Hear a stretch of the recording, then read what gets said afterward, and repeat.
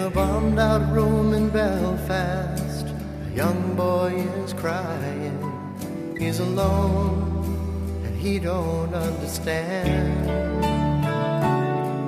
how the teachings of one book, built on love and understanding, could cause the hurt and killing in his land.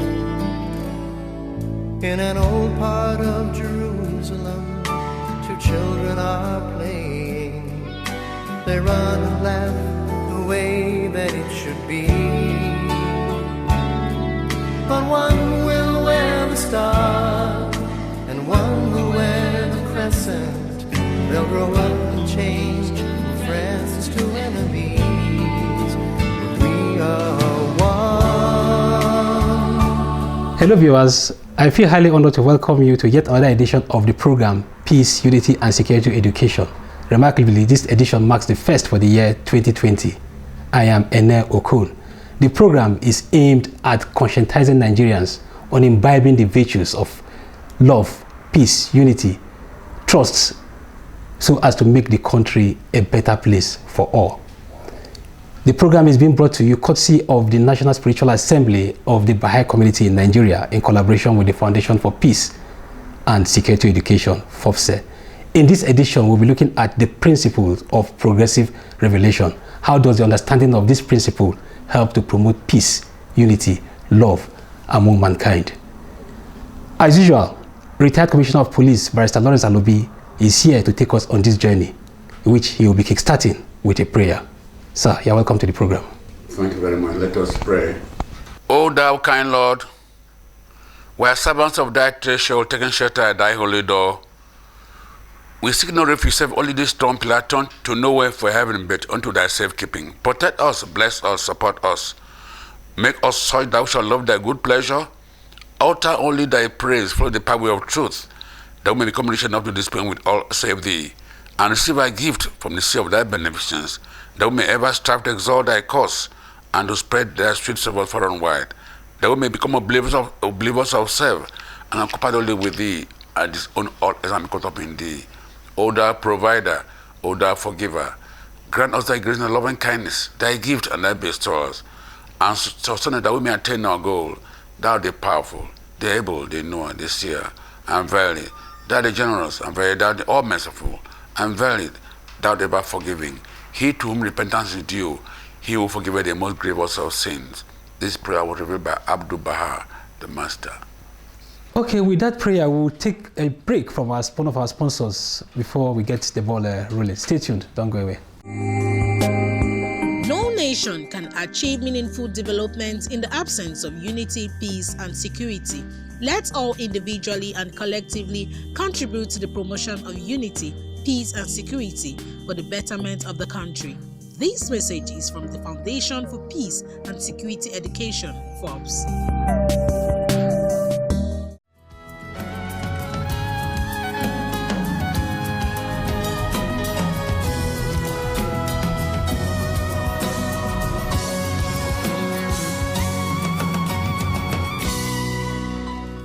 So let me start by asking you, what is the principle of progressive revelation all about? Yeah, the principle of progressive revelation was given by Baha'u'llah, and it is only the Baha'i faith that teaches this principle. And Baha'u'llah says that all the religions of God came from God, and each messenger or prophet of God is sent by God with a specific message and to act in a particular manner to suit the needs of the age in which he appeared, and also based on the spiritual capacity of the people of the world. So this revelation is given. God's revelation is from one source, that is God. All religions of God, either from Abraham, Moses, Buddha, Krishna, Zoroaster,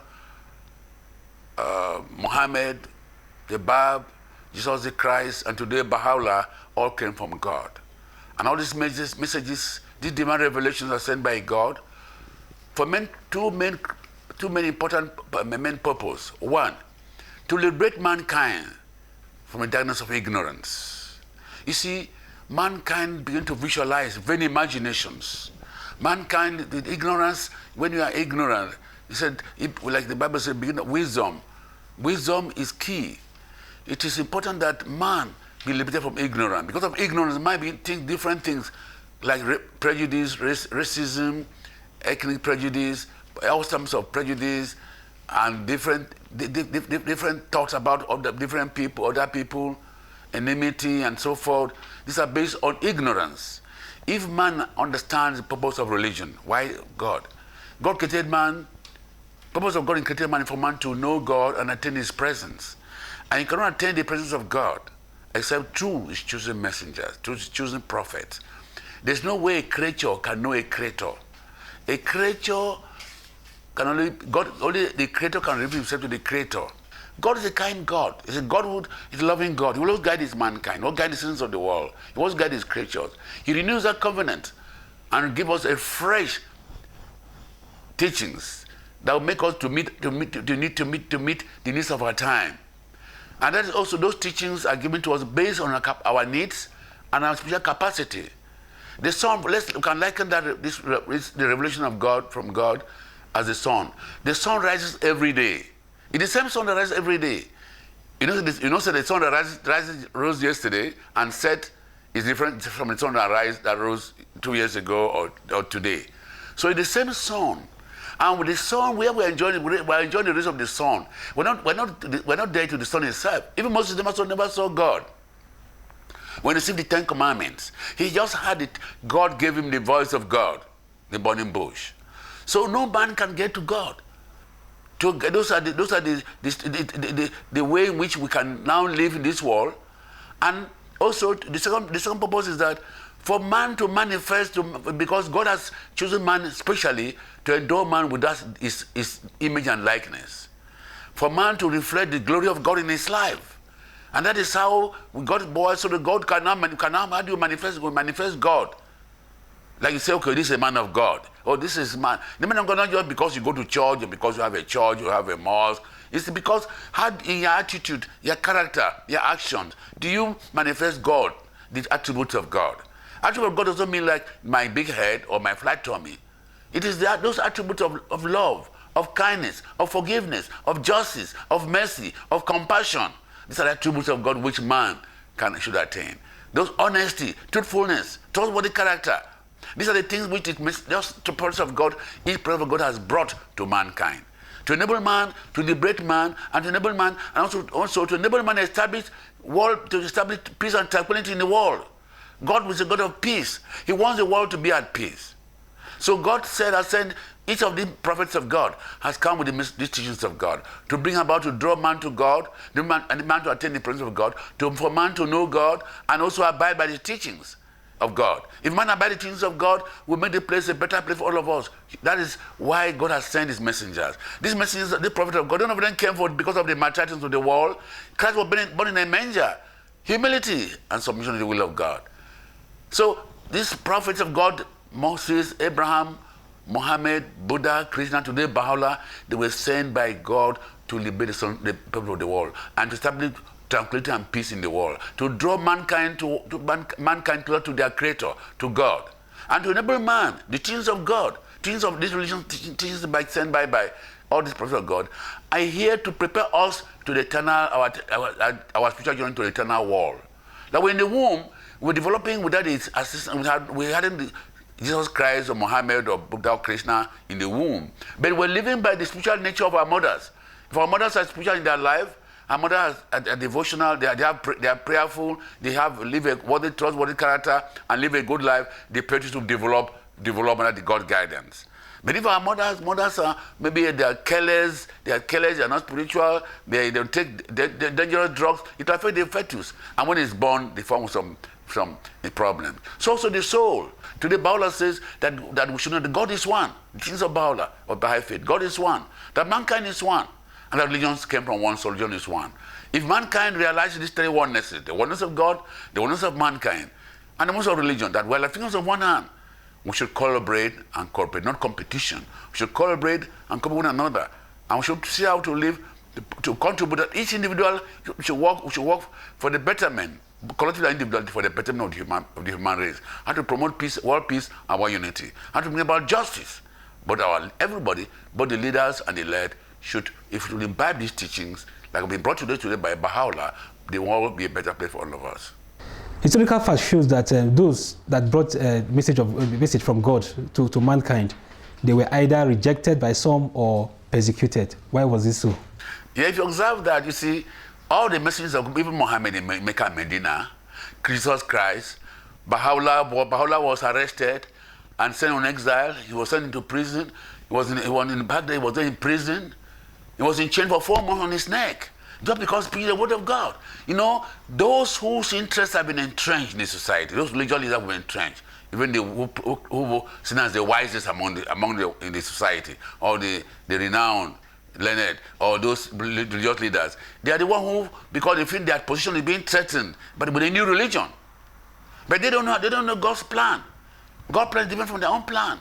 So when people come and teach a new religion, probably, and which is not in line, in tandem with what they are teaching, because they must have polluted the religions of the past messenger of God. Each messenger of God, all messenger of God, no messenger of God has ever come to condemn the teachings of the messenger who has come before him. They all come to reinforce. Like Jesus Christ did not come to destroy the teachings of Moses, but to kind of consolidate on those teachings. So all of them come. They have always believed, applauded. Muhammad applauded Jesus Christ, and so forth. Baha'u'llah the same thing. All the messengers of God, they will always praise the actions of those who have come before them. And it's a continuum. It's a process which mankind must go through. No religion is final and conclusive. So the Baha'i faith is the only religion that teaches mankind that man should know. We should know, and there is no difference between the messengers of God. They have one fundamental purpose: to educate mankind, to bring mankind closer to God, to liberate mankind from ignorance from the bondage of ignorance. So the religions come with the social laws. The divine laws are the same, but the social laws will change based on the needs of the people and their capacity. For instance, when we're in primary school or in kindergarten, we're taught letters A, B, C, D. We grew up to primary school, we started using letters to do history, do mathematics, do arithmetic, do geography. We moved into secondary school to do biology, chemistry, and physics. We moved to university, we started to do medicine, do engineering, law, and so forth. But we're not taught letters A, B, C, D. And it doesn't mean that the teacher who taught us in Infant 1 or secondary school was only educated. That teacher was giving us that knowledge based on our capacity and based on our need. So also religion is given to us periodically, gradually. Look at even the sun. Assuming that the sun just rose to its peak at the once, the whole mankind will be destroyed. Everything on earth will be destroyed. It comes gradually. So mankind, living things, begin to adapt to the rays of the sun, to the heat of the sun, until it reaches its zenith and is set. So also the teachings of God is given to us gradually. Assuming that if all the teachings of God are just given to us at a time, the word of God is given at a time, all potency and energy is given at the latent energies in the need. Mankind will not be able to comprehend. It will be rather to cause more harm than good. So it's being revealed to mankind progressively, based on man's capacity, based on man's needs, and based on the requirements at the time they reveal their message. Now, all prophet founders of religion brought the message of love, peace, and unity. Yet, people and nations are at war with one another. Where are we getting it wrong? Yes, because, Baha'u'llah said, I want to quote his statement, he said, writing on religion, Baha'u'llah said, religion is the greatest of all means for the establishment of order in the world and for the peaceful containment of all that dwell therein. And referring to religion, it says, referring to this clip or corruption of religion, he wrote, should the lamp of religion be obscured, cause chaos and confusion will ensure, and the light of fairness, of justice and tranquility, peace will cease to exist. You see, because mankind have polluted the teachings of God. We have polluted due to our selfish interest, due to ignorance, vain imaginations. We just begin to think things that is not in line with God's plan, God's will. And then we see, rather than following things, we begin to introduce other things like fetish things or dogmas and rituals and so forth, which are not in line with the teachings of the prophet. So, and it is because of this mankind has deviated from the divine teachings. And you see, when you deviate from the teachings of God, like for instance, you are a student. If you don't work in line with the syllabus or the curriculum, exam is set for you, fail. So mankind has deviated from these teachings, the divine teachings. That's why mankind is facing calamity and tribulation.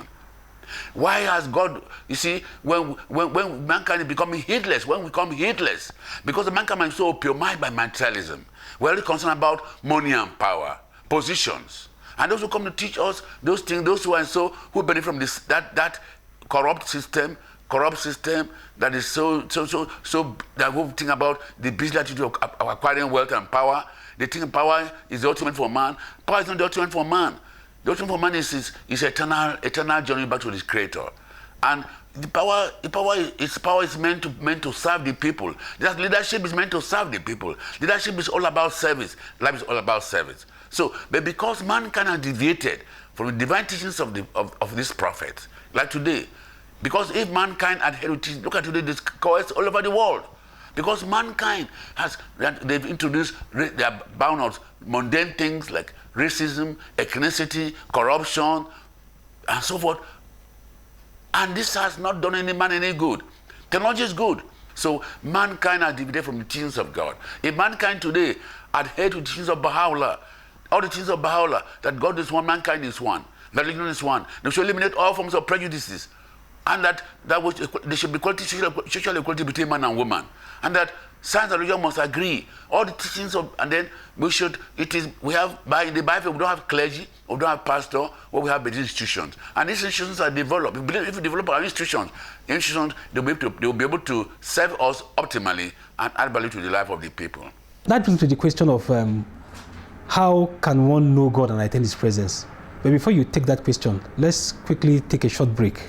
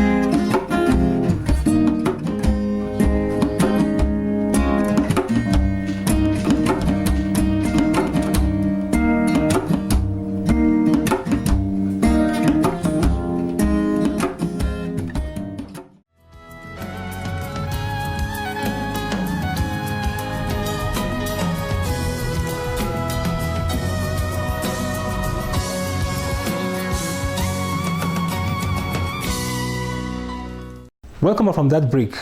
If you're just joining the program, it is Peace, Unity and Security Education. It is a program aimed at conscientizing Nigerians on imbibing the virtues of peace, unity, love, honesty, public trust so as to make the country a better place for all. And our guest has been the retired Commissioner of Police, Barrister Lawrence Alobi, which is also the chairman of the National Spiritual Assembly of the Baha'i community in Nigeria. So before we went for that break, I was asking, how can one know God and attain His presence? Yeah, you see, I think I mentioned that earlier in passing as I was discussing. You see, God is unknowable, unseeable. You see, like, nobody can see God or attain God's presence except through His chosen manifestations of God, like the prophets.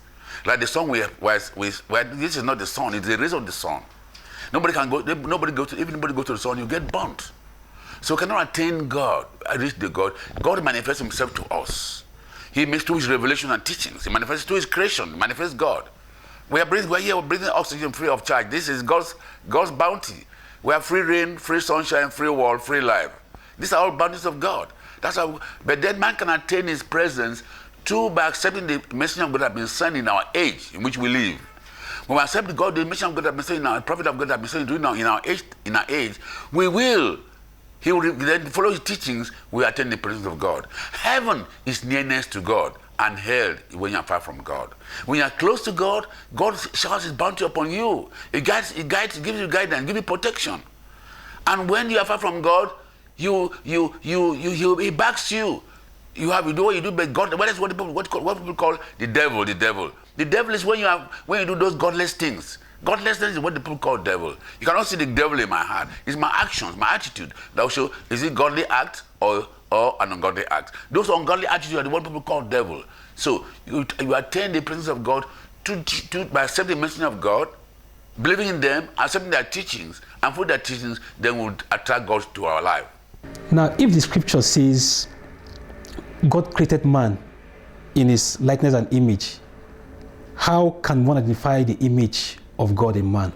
That's one bounty. God has chosen man to be bestowed special favor. That favor is to bestow upon man the image of God and likeness in him. And those image of God and likeness, like I said, it's not like my big head. Image of God are those attributes, not issue of getting mansion, not issue of building mansion, getting a jet or building, acquiring, accumulating wealth. The image of God in us, Mr. Father to show the image of God in us is that how you a channel of God's grace to others. Are you honest when you are dealing with people? When people say there's no morality in business, I begin to wonder. Without morality, man is worse than the beast. So those attributes you show mercy, love, compassion, forgiveness, empathy, justice, honesty, truthfulness in our dealings.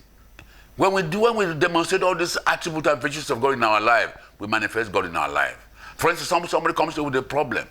Oh, I can't listen to you. I'm too big. Sometimes when we go for you can't do. Somebody comes with a problem. Rather than solving a problem, you create more problem. God is a problem-solving God. When you are there to solve problems of others, to contribute to their betterment, to their happiness, adding smile on their face, you are showing that is how you manifest God in our life. By being a channel of God's grace, by our actions and our deeds to others, we manifest this attribute. Are we ready to serve? Some of us see service as we can't serve others. Life is all about service. When this one we're enjoying free oxygen, we're being served. Look at the candle. When you light a candle, it burns out its life to render service, give light to others. Wow. So life is all about service. When we serve people with commitment, with detachment, with love, when we consult leaders, our leaders consult before taking decisions. Our leaders will say they are not accessible. Leaders are not today. But what you have today, what leaders who rather than empowering people, they impoverish the people. So this is the godlessness. Corruption is everywhere. The thing about accumulating wealth is the ultimate purpose of life. It's not the ultimate purpose of life. Living a life in line with the things of God. And so the mission of God has been saying in your age. When you live in this mortal world, your soul will be like a destitute. You don't have access to those mansions because you're not prepared. Our time is fast spent, but before we go, let me ask you this very important question. Is any religion superior to the other? No religion. You see, this is the mistake people make. Like I said, no religion is final and conclusive. It is progressively revealed to mankind. Like I cannot say the sun that shine, that rose and shone today and then set, that sun is not that sun. Or the moon that rose and then shine light on the world will not come again. No religion is superior. They all have the same fundamental purpose, and the purpose to reveal God to mankind, to bring mankind closer to God, and to reveal the teachings of God in line with the teachings of God that will liberate man from the bondage of ignorance, and to man to clothe himself with the ornament of wisdom and justice, and also to enable man to attain world peace and world unity, to enable man to have peace, tranquility, and peace in the world, to enable man to be able to live the life in line with the will of God, and not to be able to overcome those things, those barriers that are be able to prevent man from getting closer to God, like corruption, materialism. Material things are good, but when the wealth is good, but the wealth should be when you acquire wealth in a very judicious and just manner and use it for the benefit of mankind, it is good, but not wealth that you oppress other people, exploit other people because you want to get wealth. And then when we stop introducing fetish things, dogmas into the divine things of God, then that's why the Baha'i faith has no clergy, we have no pastor, and again the Baha'i faith, all the writings of the Baha'i faith are revealed by Baha'u'llah himself and the divinely chosen successor of Baha'u'llah. He said life is a process of learning, and it's a learning process, and we continue to learn to the rest of our life until we leave this mortal world. So the religious teachings, no one is final and conclusive, and no one is superior. Yeah, that is quite revealing. Therefore, one that wants to find out more about the Baha'i faith, how can one get information about the faith? Yeah, you can contact us in Gwarimpa. We have the Baha'i House, plot 94, it is pictured on the screen, and for the 3 Crescents, 4th Avenue, Gwarimpa. You can also get us to the website www.baha'i.org, or phone us, like the phone is also pictured on the screen, 090-6099-4122. You can also meet us in NC Angus filling station in Zauda village. That is after building materials. There you have the Baha'i Center there. You can meet us there. You can make inquiries, or you can Google. But if you do, one principle of the Baha'i faith is that self-investigation of the truth. Try to investigate. By Christ said, "By thy fruit shall know them." This religion is really there to. That's religion for mankind to this age. This is religion for mankind in this age. So don't deprive yourself of God's bounties. Don't deny yourself of the teachings of God I'm giving to you. So seek, investigate, and see, and let apply it in your life, and see a change in your life and your family. Well, viewers, that's much we can take in today's edition of the program. But before we go, let's leave with a word of prayer. Let us pray. Oh God, refresh and gladden my spirit. Purify my heart, illumine my powers, I lay all my affairs in thy hand. Thou my God and my refuge. I will no longer be sorrowful and grieved. I will be a happy and joyful being, O God. I will no longer be full of anxiety and let trouble harass me. I will not dwell on the unpleasant things of life. O God, thou art more friend to me than to myself. I dedicate myself to thee, O Lord. This prayer was revealed by Abdul Baha. Thanks for watching. Join us same time next week as we come here with another interesting package of the program. Thanks. God bless.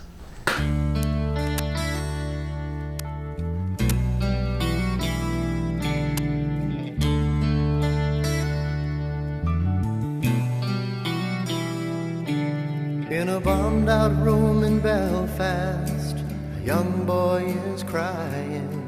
He's alone and he don't understand how the teachings of one book, built on love and understanding, could cause the hurt and killing in his land.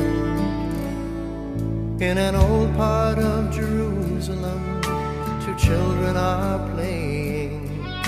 They run and laugh the way that it should be. But one will wear the star, and one will wear the crescent. They'll grow up and change